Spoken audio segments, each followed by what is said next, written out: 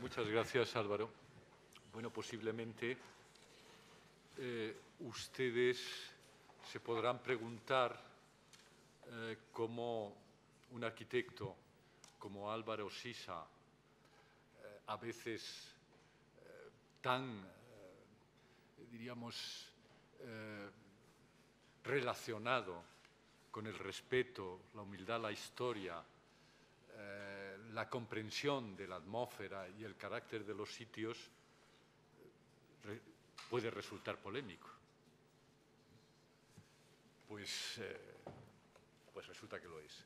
Posiblemente en esa intervención un poco, si quieren, críptica que yo he realizado desde el texto literario, podrían encontrar algunas respuestas a esa confrontación de gustos. Yo creo que Álvaro ha expuesto una especie, él lo ha planteado quizás como una especie de camino de Damasco, en que ya sabe perfectamente que es donde San Pablo se cae del caballo, puesto que hizo los dibujos para las cerámicas de Fátima, y entonces San Pablo aparece allí. Bueno, pues ha contado como que su relación con la necesidad de intervenir en una obra suya ya distante en el tiempo es el punto de partida de una consideración nueva respecto a lo que resultaba enfrentarse con intervenciones respecto a obras de otros autores o de inclusión en el tejido histórico o tantas y tantas veces que se produce la confrontación entre un lenguaje contemporáneo y una figura o una forma histórica. Yo creo que no es, digamos, se cae del caballo porque ya creía en aquello. Es decir, una de las peculiaridades, desde mi punto de vista, de la obra de Álvaro Sisa es esa extremada sensibilidad en la mirada hacia las cualidades del lugar, del sitio, que hoy en día sabemos que hablar de esa contraposición entre naturaleza y artificio es un recurso meramente retórico. La naturaleza no tiene entidad, es una construcción ideológica y lo que nosotros somos, naturaleza también, o la naturaleza es artificio. Y por tanto, lo que sí yo creo, Álvaro, es que aun a pesar de y con esto ya abro a las posibilidades de intervención, a todos los presentes, es que a pesar de que tú planteas, y es lo que me parece el valor positivo, esa especie de respeto casi absoluto, de retraerte ante la comprensión de la obra anterior, para mí sorprendentemente siempre introduces en esa relectura de la obra cualidades que demuestran que la mirada de la hora, el momento en que se interviene, está también reinterpretando la obra y de alguna manera yo diría que esa atmósfera de Sisa queda recogida también en el resultado final de las obras. Es un proceso, digamos, complejo, quiero que me entiendan bien. No es el de la firma de autor en el sentido icónico puramente visual. Este es uno de las consecuencias de esa contraposición de la figura sobre la materia, de lo visual sobre lo sensible. Pero para mí la arquitectura de Álvaro Sisa, que participa básicamente de los parámetros de lo sensible, de lo matérico, de lo atmosférico, es capaz de ofrecernos su lectura, respetuosa, pero su lectura de esas obras históricas en las que intervienen. Si te lo traduzco al español o me has entendido. No, está bien. Está bien dito. Pero vamos a abrir después o debate, debate respeito aos temas que metes.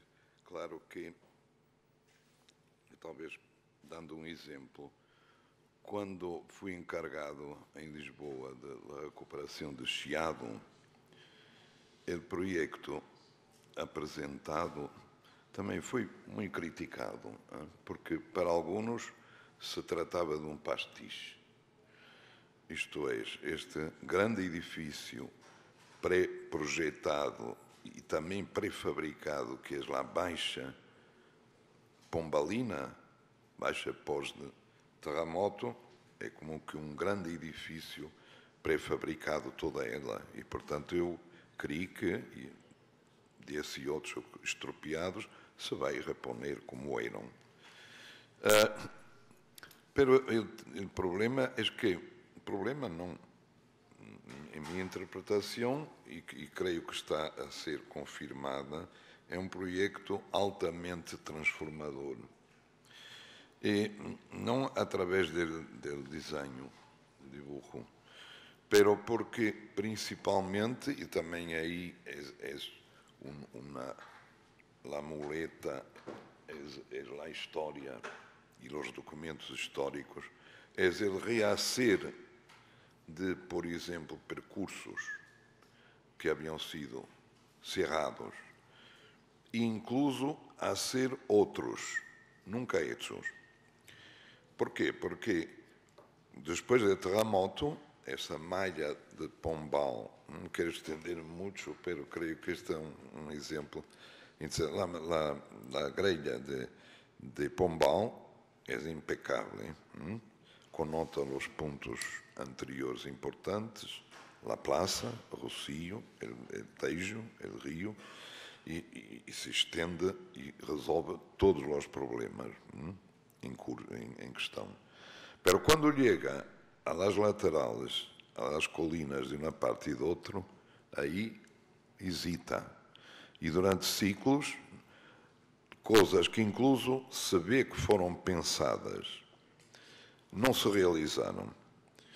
E incluso coisas antigas recuperáveis e importantes na relação da parte alta com a parte baixa, nunca foram rehechas e puderam ser agora. E outras estão a ser. Isto é um projeto transformador, não por o lado da linguagem arquitetónica, pero por o lado das relações. E basado em sua proposta em uma continuidade da história, não é? Claro que sucedem todas as coisas, surge o coche, é posterior, a concentração urbana, a criação de novos centros, que não só este Chiado, que era o centro, se dizia centro do Império. Portanto, muita coisa nova, pero há uma continuidade, há coisas que não desaparecem, ou coisas que não se hacem, pero que estão lá evidentes para quem analisa documentos e abre os olhos a lo que está aí disponível. Então, é neste sentido que eu, respecto a cascos históricos, penso que é bueno trabalhar e, ao mesmo tempo, alimenta todo o que as ideias respeito à inovação, incluso fora desse centro histórico. E, ora, a coisa de copiar, quero defender-me, é que não és um pastiche, porque um pastiche não propõe nada. E de acordo com o que dizes, claro que as obras que eu recuperei não quer dizer que não tenha passado nada de novo, pero é algo que, como que estava latente ou em potencial naquele edifício, face a outros tempos, outros problemas, ou câmbios de programa, ou o que seja. Quer dizer, uma estrutura essencial que permite, que está aberta e que permite desarrollos, que em termos de tipologia arquitetónica encontra seu ponto máximo no convento, não é? Conventos proyectados por uma comunidade com uma vida muito especial e de forma com exigência de resolver muito bem seus problemas existenciais, mais tarde sirve para tudo. Prisão, município, museu, cadeia, tudo o que pode imaginar. Então, eu tenho sempre presente em meu espírito que, como espécie de atenção, que todos os edifícios bem proyectados e antigos que sejam, têm em potencial 1000 possibilidades em continuidade. Não demoli-lo ou cambiar a imagem com coisas que às vezes passam tão rápido, não é? Veja ser pós-moderno, não é? Sí, yo antes de darle el turno, y hilando con esta reflexión de Álvaro Sisa, les recomendaría la visión de un documental realizado, yo creo que por el Centro Georges Pompidou o por el Instituto Francés de Arquitectura, que se llama De l'Amitié. Es un documental firmado por un periodista amigo de Álvaro y mío que se lo lleva. ¿Cuál es el convento? Toronnet. A Toronnet, que es una antigua abadía francesa, románica, donde Álvaro le piden que pase unos días y se ve dibujando, reflexionando. Están los arqueólogos, están la gente que interviene y al final le piden que proponga algo. Después de esa lectura atenta, lo que propone es una señal de por dónde se debe acceder ahora al edificio, que parte de una antigua reflexión y comprensión de los recorridos de agua, de cómo la arquitectura se construye en base a la relación con el territorio y que realmente para poner en valor, para abrir esos nuevos caminos a la arquitectura que ya está latente allí, lo que propone es simplemente una escultura en piedra que es una señal moderna que indica por dónde se tiene que acceder. Un cambio de percurso, porque los turistas todos estaban entrando en Toronnet por la Puerta de la Muerte, se llama Puerta de la Muerte, que era la puerta por donde salían los funerales de los monjes cuando iban a enterrar. E aí me impressionou muito porque essa fachada estava desplazada respecto ao acesso, a fachada principal da igreja. E a porta não era no centro, era lateral, e uma porta modesta. Então, pus-me a passear por el museu e também a falar com historiadores de aí. E então, um que me disse, pero eu manifestava minha estranheza, pero esta era a Porta de la Muerte. Então disse, não vamos meter os turistas por la Porta de la Muerte, que senão é peligroso. Sí. Ana, ¿quién tiene el micrófono? Aquí una... Ana também habla portinhol. Sí, no. Puedo falar portugués. Buenas tardes, soy Ana Tostões, de Portugal, de Lisboa. Estoy aquí como presidente de Docomomo International, que quiere decir documentar y conservar la arquitectura moderna. Y yo quería un poco comentar, no es un poco irresistible para mí la cuestión del proyecto de reconstrucción de la Baixa de Lisboa, hecho después del grande terremoto del 1758, la data del plan.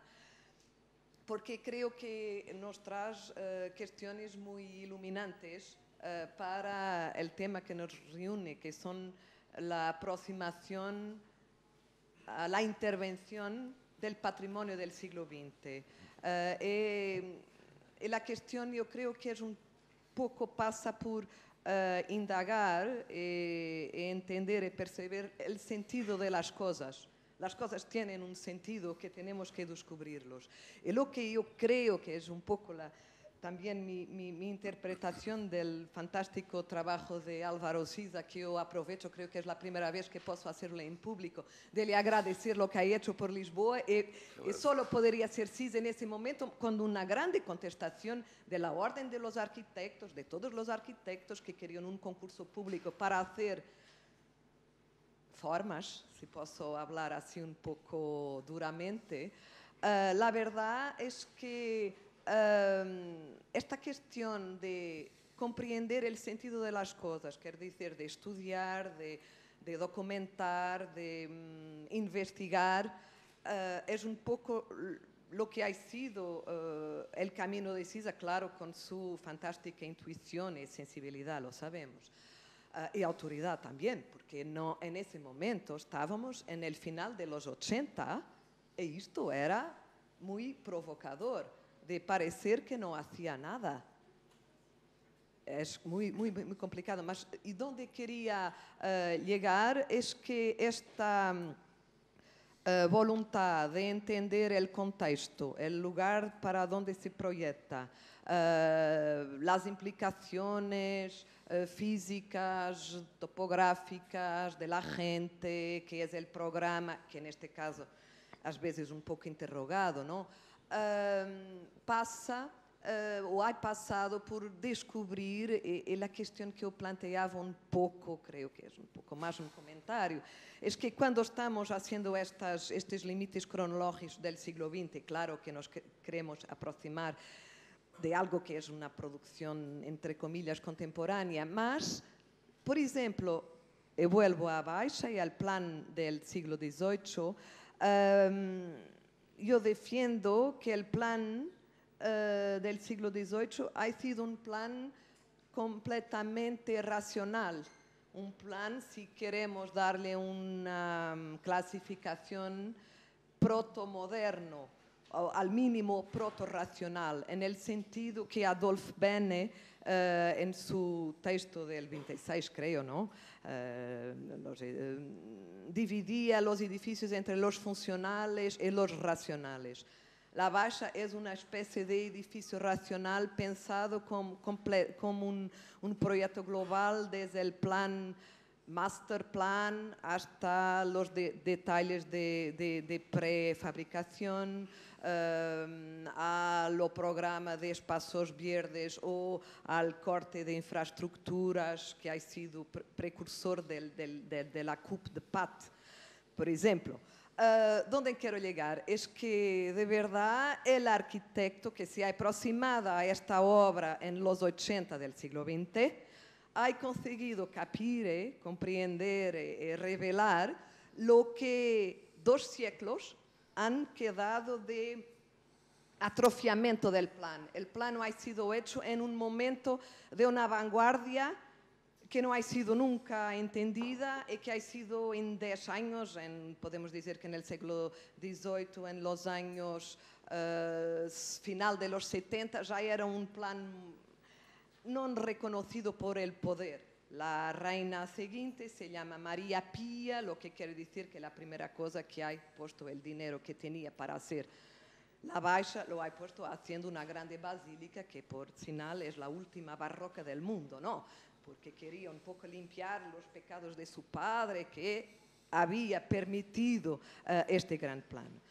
Para concluir, que estoy llevando un poco de tiempo, lo que quería un poco decir es que la aproximación a la intervención tiene que ser maturada, tiene que ser inteligente e interpretativa. Y que eso se pasa con el siglo XX, más también con los otros, porque hay señales de modernidad en otros tiempos, y que la historia de la arquitectura ha sido una historia de longa duración, siempre haciendo una historia que se repite.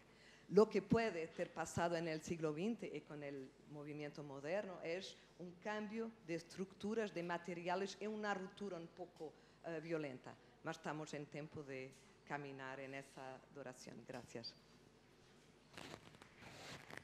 ¿Quieres solo? No, es que no. Bueno, pues Álvaro te da las gracias porque como por la referencia, pero es un comentario. ¿Otra intervención había por allí pedida? ¿Antes? ¿Después?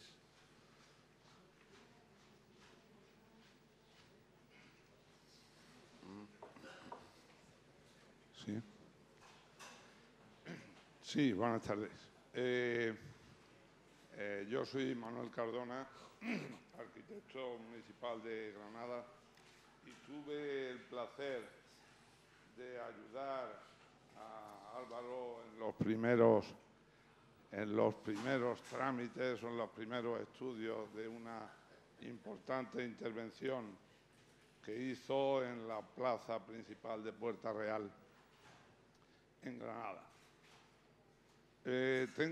Yo lo que quiero pedirle a Álvaro, porque no le voy a dar la enhorabuena a él por haber ganado el concurso de los nuevos accesos a la Alhambra, sino que me la di a mí y se la doy a todos los granadinos y se la doy a todos ustedes que estén un poco interesados en el tema, al saber que Álvaro, junto con Juan Domingo, se va a hacer cargo de la remodelación de esos espacios.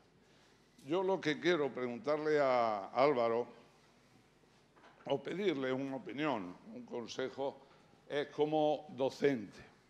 Y voy a tratar de explicarme. Estamos aquí hablando de la arquitectura del siglo XX, que hay que mantener, que hay que conservar, que es lo que no hay que hacer. Yo creo que la arquitectura del siglo XX tiene una característica muy reseñable, que es el equilibrio entre los aspectos estéticos, lo que yo llamo las 4 Es. Los aspectos estéticos, los aspectos estáticos y los aspectos económicos. Y es porque la buena arquitectura del siglo XX estaba hecha por arquitectos cuya formación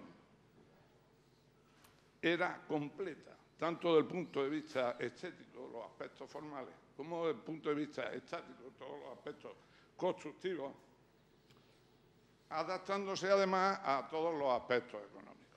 Yo ayer estuve a punto de hacer una pregunta casi insolente, que no lo voy a hacer al compañero de Chicago, porque yo estoy convencido que el compañero de Chicago, cuando interviene en las remodelaciones de los edificios de Mies, tiene un perfecto conocimiento de todas las estructuras y de esas vigas en celosía que aparecen. ¿A dónde quiero ir a parar? Yo estoy detectando en las escuelas actuales de arquitectura una ligera tendencia de poner todo el énfasis en la formación de los arquitectos en los aspectos estéticos, los aspectos formales, los aspectos compositivos, los aspectos... Y sin embargo, paulatinamente nos vamos acercando a algunos países de Europa o a la tendencia general de que todos los aspectos, digamos, constructivos, técnicos, se van dejando, digamos, en manos de otros agentes.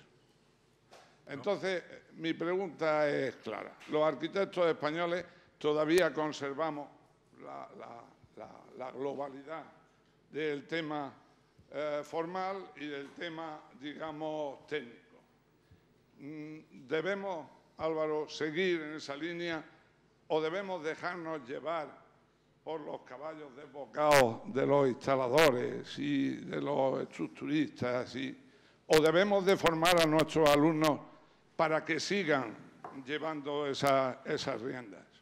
Porque yo, cuando veo a mis alumnos que no saben lo que es un voladizo, me pregunto si van a ser capaces de arreglar el edificio tuyo del Zaida con esas losas tan completas y con esos vuelos tan impresionantes. Os ruego, gracias. Os ruego simplemente que las preguntas sean más concisas porque si no se nos acaba el tiempo. Antes de pasarle la palabra a Álvaro, simplemente una matización a lo que dices. Los grandes maestros de la arquitectura del 20, ninguno estudió profesionalmente arquitectura. Ni Mies van der Rohe, que era, bueno, a posteriori, pero era diseñador de escayolas y con una familia que trabajaba como marmolista, Rydberg era un carpintero, Le Corbusier trabajó en una escuela y se formó en una escuela de ornamentación y de diseño, Frank Lloyd Wright tampoco, etcétera, etcétera. Quiero decir, no es que con esto esté en absoluto defendiendo una deriva hacia, diríamos, la experimentación formal, sino simplemente matizar esa cuestión porque es una cuestión historiográfica importante. Bom, eu estava pensando exatamente isto, não? Pero hay que ver una cosa, bajando el tono de Corbusier, de Frank Lloyd Wright, para el normal, no es llamarlos anormales, pero la corriente arquitectura. Una cosa que siempre me impresionaba cuando sujeto al rumor, al trabajo de los computers de mis vecinos colaboradores, era mirar los proyectos de los años 30 y ver cómo eran simples y limitado material. Es que había una grande identidad ou convergência entre construtores e arquitetos. E, portanto, contam histórias de um construtor a perguntar a um arquiteto, nessa época, bem conhecido, então, não me deu você detalhe a porta, e ele disse, e o arquiteto disse, nunca hiciste uma porta? Ah, sim, fiz, senhor arquiteto. Então, lá.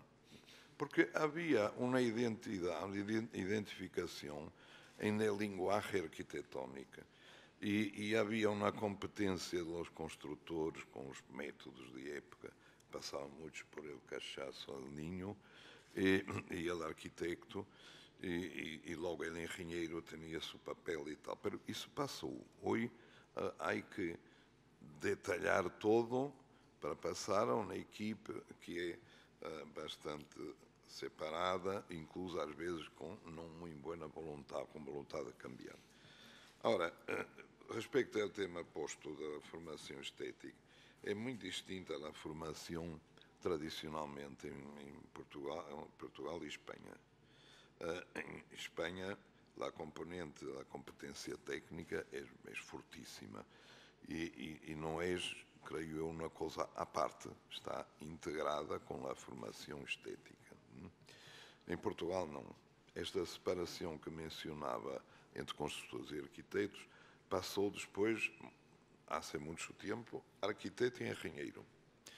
E então, diria eu, o mesmo trabalho que pode, pero cada vez menos pode, solo ou profissionalmente, nem limite, um arquiteto formado em Espanha, em Portugal, tem que fazê-lo através do trabalho de equipe. Falo através do trabalho de equipe.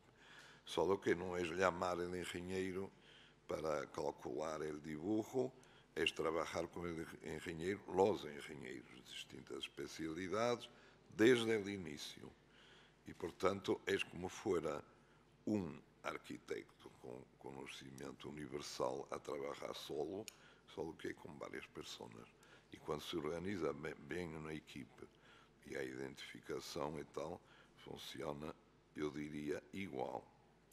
Ora, também tenho a convicção, já tivemos discussões sobre isso, que é impossível manter essa universalidade de competência que é a característica em Espanha, da formação em Espanha, que é praticamente impossível, porque é tão extenso o campo de coisas específicas, matéria específica, em la arquitetura, que em la construção, que não é impossível e pode inclusive ser inconveniente, porque absorvem tanto que é difícil o tempo para pensar, simplesmente nem estético, nem técnico, pensar em los temas a tratar. Por isso eu creio que a formação irá mais naturalmente nesse sentido lo que disse, se passa idealmente quando passa bem em Portugal do que em uma continuidade desta formação universal completa. pero aí há opiniões distintas. Eu depois queria contestar mais tarde, talvez, ao tema que ha sido posto respecto à recuperação das coisas do século XX. Porque há uma coisa que sucede, ou eu vejo, incluso em Portugal, se propõe a classificação de certas obras e se diz, a entidade que lo hace, diz, não pode ser. Não podemos recuperar tudo. Isso é interessante, mas não podemos. Não há dinheiro, não há objetivo como tratar isso. Não vamos a ser ali. A solução era quase sempre a ser um centro cultural, ser um edifício grande, ou a ser uma pousada. Não pode ser. Bom, eu creio que o tema para mim não é pegarem as obras melhores e mantê-las, classificá-las. Además, dificilmente funciona na prática. Lo que a mim me impressiona é que as construções sejam, desde o início, feitas para tão pouco tempo, e, portanto, a qualidade respeito à manutenção, e como tem a ver com ele mesmo, se vai perdendo o hábito de manter a construção, incluso em edifícios públicos, em Portugal é um desastre, não é?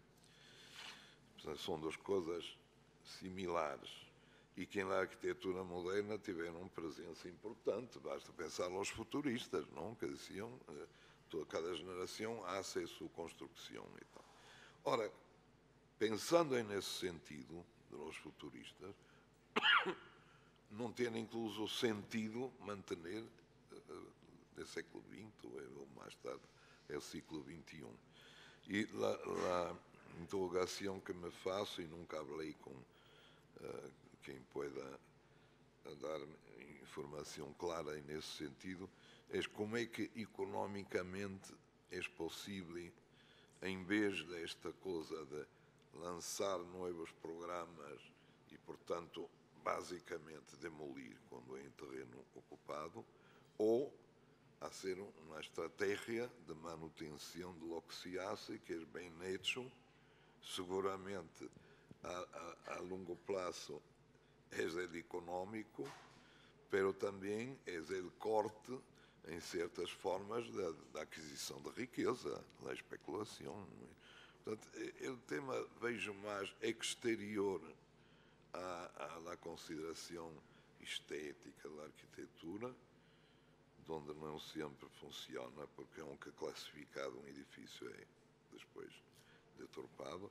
É mais um problema de conceito, de concepção económica, que vejo muito difícil cambiar. Não é? Todos sabemos como está em dificuldade a cambiar. Uns pior que outros. I'm Gianluca Fedi from Italy, and because the main topic of the conference is the heritage and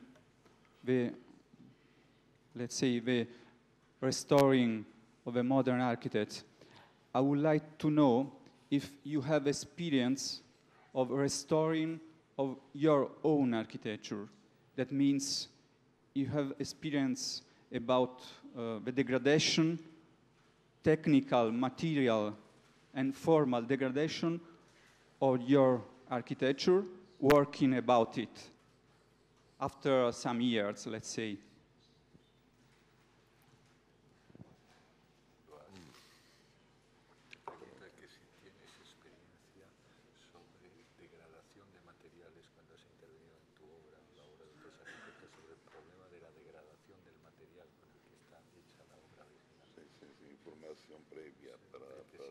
Sim, algo que orienta as opções, não? Sim, tenho, como dizia, nós aí trabalhamos em equipe.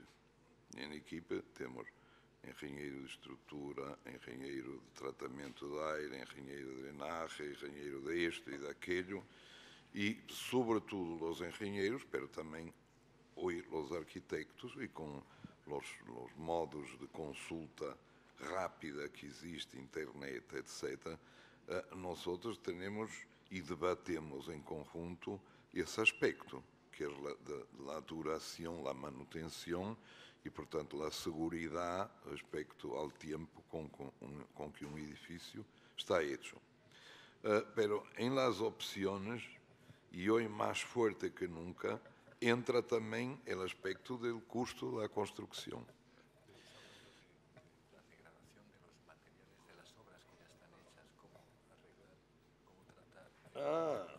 Eu pensava que era respecto às opções sobre a degradação de los materiales de las obras que ya están, sobre las que intervienes. Sim, pero, como digo, não diretamente eu. Eu devo dizer que, em determinada altura, tomei a opção, ou pedi, para ser professor da disciplina de construção em la escola, porque me parecia que era uma disciplina que estava muito abandonada, incluso sem prestígio. E expliquei que me considerava capaz porque sabia muito pouco de construção. Foi o argumento que... E sempre nesse sentido de trabalho de equipe, juntando competências, laboratórios, em Portugal há aí laboratório de engenharia, em Lisboa, muito importante, LENEC, mas também em Porto, nas universidades. Portanto, há este contacto com outros profissionais em equipe e também com institutos especializados que dão o seu informe a respeito quando se trata de recuperação. My name is Vladimir Šlapeta. I'm from Czech Republic. I was very impressed by the explanation of Mr. Siza about his tea house on the coast of Portugal. And it is clear now to me that the approach or the concept of this building is very close to the German architecture debate in 50s after the Darmstadt discourse on which Ortega y Gasset, as a Spanish philosopher, has taken part with Heidegger, and there was a big conflict between organic and between classical, traditional German architecture. And then, since the mid-50s, Ulrich Konrads became director of Bauwelt, and he was big promoter of organic way of architecture. And I think this tea house is very close to this spirit. And I would like to know if at that time Portugal had any links to German architecture discourse, because at that time we have not yet been a European Union. You understand? Te pregunta que el edificio de la Casa del Char entienda que tiene una dimensión como fenológica, es decir, una relación con Heidegger, más que con lo orgánico. Heidegger en el sentido del lugar, etcétera, que si hay alguna relación cultural o intelectual entre Portugal y Alemania en esos temas de Heidegger, la fenomenología, la comprensión del lugar. Sim, aí existe, pero diretamente minha diria que não. Eu devo dizer que a minha formação filosófica é muito não é incompleta, que eu queria dizer deficiente. Só também em minha crença en el diálogo com outras pessoas e em minha dúvida respeito a um conhecimento universal hoje, actualmente. Hablo com pessoas, para dar um exemplo, aqui com o Juan Miguel León, que têm uma formação filosófica forte, ou como, por exemplo, com o cura que Nuno Higino, el cura, hoje já não é cura, que para quem isso na igreja em Portugal, tinha uma formação também forte, filosófica, e falei várias vezes. e, portanto, tenho conhecimento de todas essas em paralelo, pero é sempre uma coisa que eu recebo através de outros. Ora, queria comentar isto. El concentrar em esta coisa pode parecer um pouco primário, pero el concentrar en el visual y en la concepción arquitectónica, en el design y tal, es tan fuerte y diría también tan apetitosa que eu sempre me apoiei em outros respecto a muitos assuntos construtivos, técnicos, incluso respecto a uma filosofia que acompanha o pensamento da arquitetura ou que la conduce inclusive.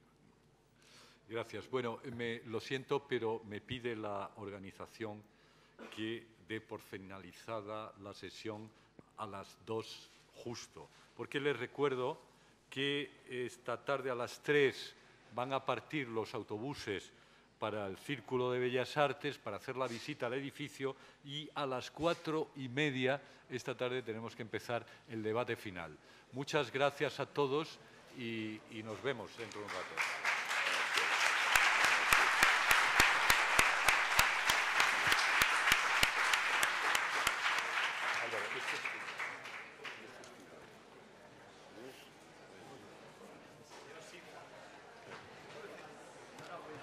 Bellísimo lo que ha dicho, lo de habilidades de artesano.